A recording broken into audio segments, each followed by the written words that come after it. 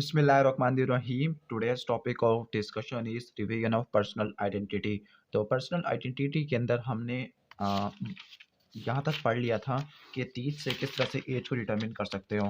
अब हमने पढ़ना है age estimation from the bone. सबसे पहला एक इंपॉर्टेंट चेंजेस आती है, उसको बोलते हैं क्रोगमैन चेंजेस। जैसे जैसे लाइफ बढ़ती रहती है, पैदाइश से लेकर 70 प्लस साल तक बोन्स में चेंजेस आती रहती हैं। उन बोन्स के चेंजेस को आइडेंटिफाई करके हम किसी भी बंदे की एज को डिटरमिन कर सकते हैं, क्योंकि वो पार्टिकुलर चेंज पार्टिकुलर एज को इंडिकेट करती है। ठीक हो गया। तो जो बोन की चेंजेस होती है वो किससे कोरिलेट करती है? एज के साथ कोरिलेट करती है। तो एक क्रोगमैन था, क्रोगमैन ने ये कहा था कि जो बोन्स की चेंजेस होती है वो इंक्रीजिंग एज के साथ साथ स्पेसिफिक होती रहती है। तो क्रोगमैन ने लाइफ को सेवन स्टेज में डिवाइड कर दिया। स्टेज 1 के अंदर उसने बर्थ से लेकर 5 इयर्स को शामिल किया। स्टेज 2 के अंदर 5 से लेकर 12, स्टेज 3 के अंदर 12 से लेकर 20, स्टेज 4 के अंदर 20 से लेकर 25, स्टेज 5 के अंदर 25 से लेकर 30, स्टेज 6 के अंदर 35 से लेकर 50, स्टेज 7 के अंदर 50 ईयर्स से प्लस। और हर स्टेज के अंदर स्पेसिफिक बोन्स का पैटर्न होता है, और वो स्पेसिफिक बोन्स का पैटर्न या चेंज एक स्पेसिफिक एज को इंडिकेट करता है। स्टेज नंबर 1 में बर्थ से लेकर 5 इयर्स तक जाती है। इसके अंदर हम एज को मालूम करते हैं on the basis of their appearance of secondary ossification centre. Normally birth के ऊपर कुछ बोन्स के ऊपर पहले से सेकेंडरी सेंटर ऑफ ओसिफिकेशन आए हुए होते हैं। ठीक है, तो वो कौन-कौन से किस-किस जगह पे पहले से आना शुरू हो जाते हैं? लोअर एंड ऑफ फीमर के ऊपर पहले से होते हैं, टैलस कैल्केनियम के ऊपर होते हैं, क्यूबाइड और अपर एंड ऑफ फिबुला के ऊपर होते हैं, हेड ऑफ ह्यूमरस के ऊपर पहले से ही ओसिफिकेशन सेंटर होते हैं बर्थ के ऊपर। यानी अगर आपको ये ओसिफिकेशन सेंटर देखने को मिले तो इसका मतलब वो बर्थ अटेन कर चुका है वो फीटस। ठीक हो? जो प्राइमरी ओसिफिकेशन सेंटर्स होते हैं ये appear only in case of life birth के केस में ही आपको प्राइमरी सेंटर ऑफ ओसिफिकेशन देखने को मिलते हैं। अगर डेड बर्थ हुई है, स्टिल बर्थ हुई है, तो वो नहीं अपीयर होते। अगर हम फोंटेनेली को देखते हैं तो 1.5 ईयर में इंटीरियर फोंटेनेली क्लोज हो जाती है। एक स्यूचर होता है। ओके, मैं अब आपको बता रहा था कि 2 फ्रंटल बोन के दरमियान 2 स्यूचर्स होते हैं जिसको बोलते हैं मेटोपिक स्यूचर। वो मेटोपिक स्यूचर 2 ईयर पे आके क्लोज हो जाता है। ओके, तो 1.5 2 और इसके बाद 2 से लेके 6 साल तक हम कार्पल बोन के नंबर को देखते हैं। जितनी कार्पल बोन का नंबर होगा उतना ही एज आएगी ईयर्स के अंदर। किसी का 5 बोन्स है तो 5 साल का हो चुका है, 4 है तो 4 साल का होता है। ये बहुत इंपॉर्टेंट पॉइंट है, ओस्पी के अंदर ये आ जाता है। ओके, तो आप कार्पल बोन के नंबर्स को देखते हो, वो भी स्टेज 1 को इंडिकेट करता है। इसी तरह अगर हम इनको 5 में डिवाइड कर देते हैं, first year, second year, third year, fourth year, fifth year, final year final year MBBS है। तो फर्स्ट ईयर में हम आपको पता है कि अपर लिम्ब और लोअर लिम्ब पढ़ते हैं, ठीक है? तो हेड ऑफ फीमर आ जाएगा। लोअर एंड ऑफ फीमर तो पहले से ओसिफाई हुआ पड़ता है, सेकेंडरी सेंटर ऑफ ओसिफिकेशन पड़ा हुआ होता है। टिबिया और ह्यूमरस जो बड़ी-बड़ी बोन्स होती है अपर और लोअर लिम्ब में, जैसे लोअर लिम्ब में फीमर और टिबिया होती है और अपर लिम्ब में ह्यूमरस होती है। उनके secondary centre of ossification first year में आ जाते हैं। सेकेंडरी सेंटर ऑफ ओसिफिकेशन जो बाकी बच गई है, वैसे टिबिया को भी उन्होंने इंक्लूड कर दिया। Lower end of radius, tibia, fibula. Third year के अंदर पटेला आ जाएगा। ओके, फोर्थ ईयर के अंदर अपर एंड ऑफ फिबुला आ जाएगा, फीमर का ग्रेटर ट्रोकांटर आ जाएगा, और फिर फाइनल ईयर के अंदर ग्रेटर टुबरकल ऑफ ह्यूमरस आ जाएगा। ये थोड़े से रट्टे वाली चीज़ें हैं, तो आप इसमें रट्टा ही मार सकते हैं। तो ग्रेटर टुबरकल और ग्रेटर ट्रोकांटा दोनों आपस में एक दूसरे के ऑपोजिट है, लेकिन हमेशा फीमेल वाला नंबर पहले आता है, ठीक है? तो फोर्थ ईयर में ग्रेटर ट्रोकांटा और फाइनल ईयर में ग्रेटर टुबरकल होता है। थर्ड ईयर के अंदर आपने पटेला को याद रखना है, और फर्स्ट और सेकंड ईयर के अंदर बोन्स होती है वो एक दूसरे से रेसिप्रोकल होती है। स्टेज 2 की तरफ आ जाते हैं। स्टेज 2 5 से लेकर 12 ईयर तक एक्सटेंड करता है। इसके अंदर भी जो सेकेंडरी सेंटर ऑफ ओसिफिकेशन उसको देखने के बाद हम बोन की एज को और इस बंदे की एज को एस्टिमेट कर सकते हैं। ठीक हो गया। फीमेल के अंदर जो बोन्स की डेवलपमेंट होती है वो 1 से लेकर 2 साल पहले हो जाती है एज़ कम्पेयर टू मेल। अब इसमें भी सेकेंडरी सेंटर ऑफ ओसिफिकेशन आना शुरू हो जाता है। 6, 7, 8, 9, 10, 10 से 11, 6 साल में ह्यूमरस का मीडियल एपिकोंडाइल, 7 से लेकर 8 साल में इस्कियो प्यूबिक रेमाई, 9 ईयर में इलियम इस्कियम प्यूबिस एस्टाबुलम से यूनाइट कर जाते हैं। ये बहुत इंपॉर्टेंट पॉइंट है, मैं आपको अभी से बता रहा हूँ। 9 साल में रट्टा मार लेना कि एस्टाबुलम इलियम इस्कियम प्यूबिस के साथ यूनाइट कर जाता है। 8 से लेकर 10 साल में ओलिक्रानॉन प्रोसेस के सेकेंडरी सेंटर ऑफ ओसिफिकेशन आ जाती है। और लास्ट है 10 से लेकर 11, उसमें हेड ऑफ ह्यूमरस है, और इसके साथ आप कह सकते हो ग्रेटर ट्रोकांटर और फीमर, ठीक है? ग्रेटर ट्रोकांटर और फीमर। ये इनका सेकेंडरी सेंटर ऑफ ऑसिफिकेशन है। फिर स्टेज 3 में आ जाती है 12 से लेकर 20 है, उसके अंदर once again secondary centre of ossification आना शुरू हो जाते हैं। लेकिन 17 से लेकर 25 साल जिसको एज ऑफ मैच्योरिटी बोलते हैं, इसमें एपिफाइसिस और डायफिसिस यूनाइट करना शुरू कर देती है। ठीक है, तो 12 से लेकर 14 साल में लैटरल एपिकोंडाइल ऑफ ह्यूमरस, 14 से लेकर 16 एक्रोमियन और इलियक क्रस्ट होती है, 17 से लेकर 20 टर्नल एंगल ऑफ क्लैविकल आता है। आपने एक जॉइंट का नाम सुना होगा, एक्रोमियो क्लैविकुलर जॉइंट। ठीक हो गया, तो पहले एक्रोमियन फिर क्लैविकल, 14 से लेकर 16, 17 से लेकर 20 और 12 से लेकर 14 होता है लैटरल एपिकोंडाइल ऑफ ह्यूमरस के लिए। ओके, तो ये थे सेकेंडरी सेंटर ऑफ ऑसिफिकेशन। अब इसके बाद एपिफाइसिस विद डायफिसिस, क्योंकि आपको पता है कि एपिफाइसिस और डायफिसिस यूनाइट करना शुरू कर देती है 17 से लेकर 25 साल तक, जिसको हम कह सकते हैं मैच्योरिटी एज। 12 ईयर में पिजिफॉर्म की ऑसिफिकेशन हो जाती है। 12 ईयर जैसे आपने पढ़ा था कि 2 से लेकर 6 साल तक तो नंबर ऑफ कार्बन बॉन्ड्स होती है, उसको डबल कर दो तो 12 बन जाता है।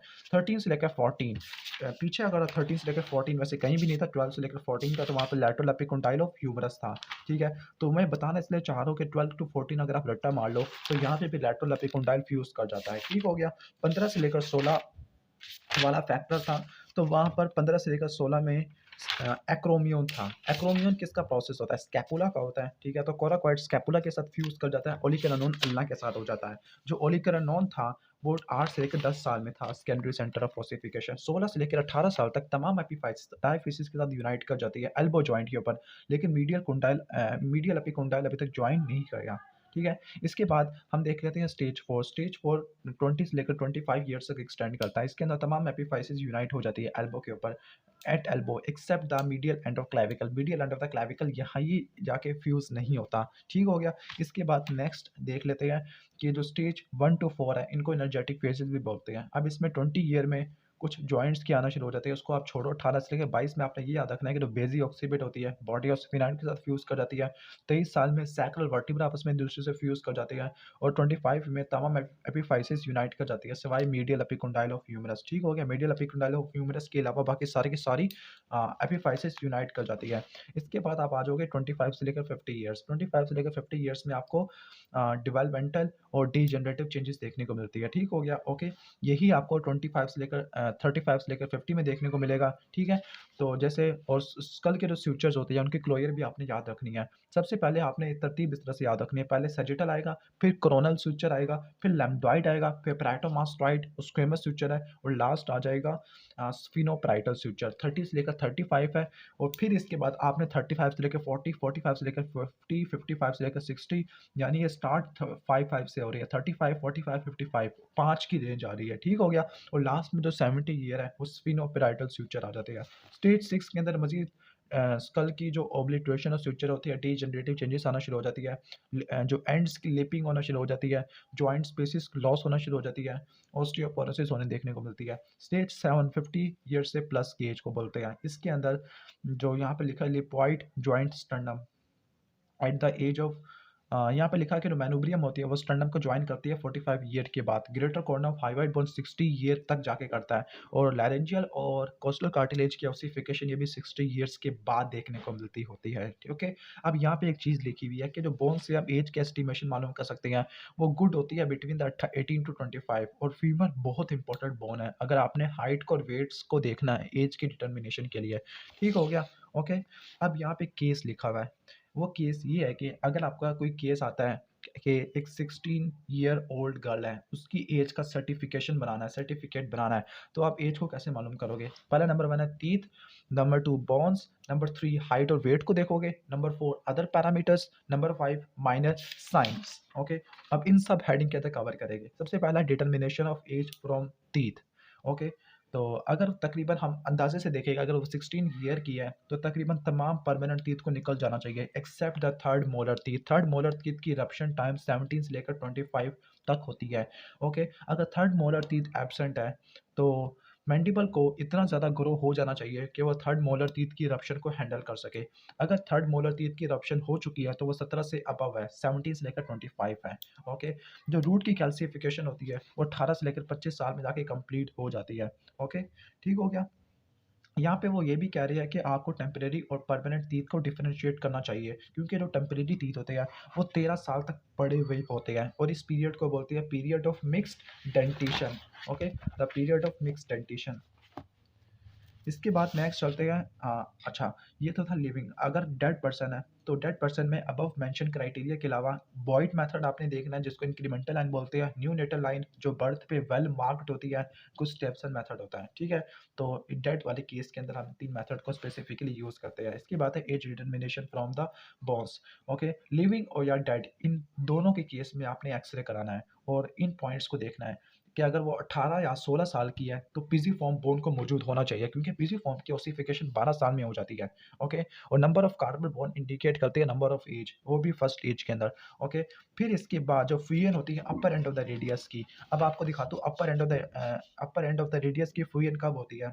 यहाँ पे लिखा हुआ है कि अकर्स विद 14 टू 15 ईयर्स, ठीक है, 14 टू 15 ईयर्स। अगर आप इस टॉपिक में आओ, ओके, अगर आप इसकी तरफ आओ तो यहाँ पर लिखा हुआ है कि 14 से लेकर 15 ईयर में आके थोड़ी बहुत इनकी lateral epicondyle combines with the trochlea and the capitulum, ठीक हो गया। ओके, तो ये आपको फिगर देखने को मिलते हैं 14 से लेकर 15 साल तक। इसके बाद जो proximal and of the femur होता है वो शाफ्ट से मिलता है 15 टू 17, ठीक हो गया। तो ये सब चीज़ें आ जाएगी।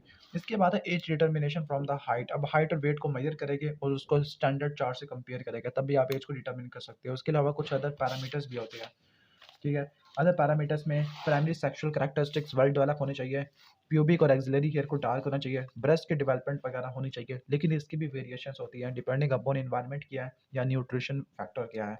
नेक्स्ट है medico legal aspect of age. Age की मेडिको लीगल एस्पेक्ट क्या होती है। अब एज की जो मेडिको लीगल एस्पेक्ट होती है वो सिविल और क्रिमिनल केसेस दोनों के अंदर आ जाती है। सबसे पहले हम देख लेते हैं इंट्रा यूट्राइन एज। जो इंट्रा यूट्राइन एज में हम यानी इंट्रा यूट्राइन एज को क्यों डिटरमिन करते हैं, ताकि ये पता चलाने के लिए कि ये इसकाते हमल था या इसकाते जनन था। इसकाते हमल के अंदर ऑर्गन्स की कह सकते हैं कि फॉर्मेशन नहीं हुई और तब अबॉर्शन करवा दिया है, और वो अबॉर्शन गुड फेथ के लिए नहीं था, लेकिन इसकाते जनन के अंदर ऑर्गन्स बन गए थे।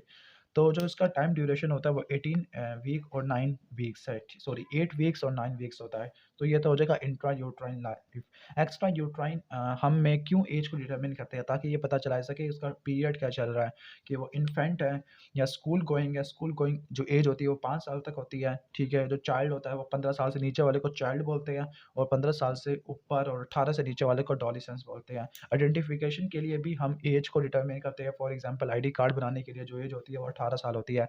इसके बाद है क्रिमिनल रिस्पॉन्सिबिलिटीज़ हैं, ठीक है। क्रिमिनल रिस्पॉन्सिबिलिटीज़ कि आपने कोई सज़ा देनी है तो सज़ा के लिए भी कुछ ना कुछ पैनल सेक्शंस होते हैं।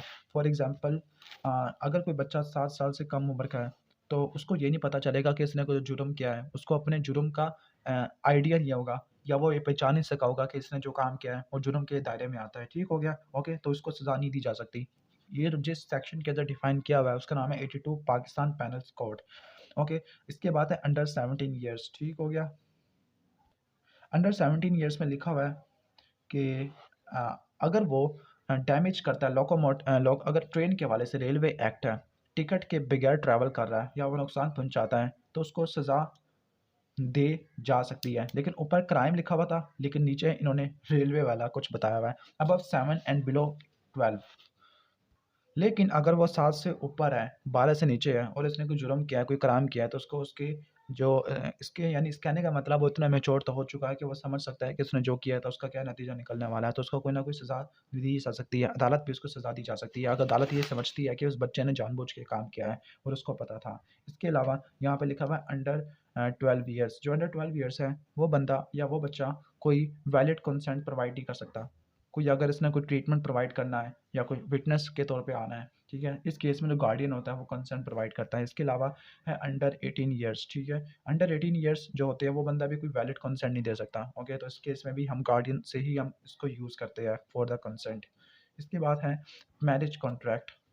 अब मैरिज के जो एज है वो फीमेल के लिए 16 और मेल के लिए 18 होती है अकॉर्डिंग टू मुस्लिम फैमिली, ठीक हो गया। ओके, क्योंकि कानून ये कहता है कि फीमेल 16 और जो बॉयज़ होते हैं मेल्स होते हैं वो 18 साल की उम्र में मैच्योर हो जाती है। लेकिन इंग्लैंड के अंदर जो एज डिटरमिन की गई है वो 16 ईयर्स है, चाहे वो मेल है चाहे वो फीमेल है। इसके बाद रेप वाला टॉपिक है। अब रेप वाला टॉपिक पहले ये सेक्सुअलॉजी के अंदर पहले मैं एक्सप्लेन कर चुका हूँ, लेकिन रेप को डिफरेंट एस्पेक्ट से डिफाइन किया जाता है। Unlawful sexual intercourse, lawful sexual intercourse सिर्फ एक ही होता है जिसमें निकाह वगैरह होता है, शादी होती है।